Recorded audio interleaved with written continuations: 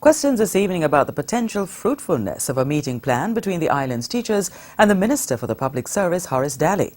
The questions are arising out of the declaration by Education Minister Ronald Thwaites that his actions regarding the changes to teachers' entitlements were guided by Mr. DALLEY himself. Mr. Thwaites was a guest on the JIS program Issues and Answers with Ian Boyne.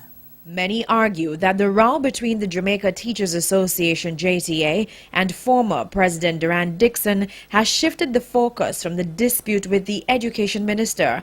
Just this week, a meeting which was scheduled between the JTA and the Minister with responsibility for the public service, Horace DALLEY, failed to get off the ground. It was seen as an opportunity for the teachers to discuss the existing heads of agreement in light of the Education Minister's pronouncement on the issues of leave entitlements, teacher transfers and the annual increments. The teachers argue it's a breach of the agreement, but according to Minister Thwaites, he was guided by Mr. DALLEY. No, check the code.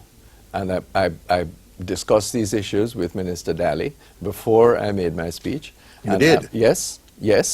And I'm reinforced by discussions since then as well. The minister underscored that some of the issues in contention had been discussed with the teachers before his announcement in light of the IMF stipulations. I went beyond, I think, what was my remit and shared what those concerns, what those obligations were in the IMF letter of intent, even before it became public knowledge. This is with the JTA, because I felt it important for them to know what we were facing. Which is why he says the JTA cannot argue that it was taken off guard. I don't want to say that we are forced by the IMF. Yes, I know. We are doing things that in the interest of the efficiency of the education system and the rebalancing of this huge budget that we have, we must do. And we want to do it as far as possible by consensus.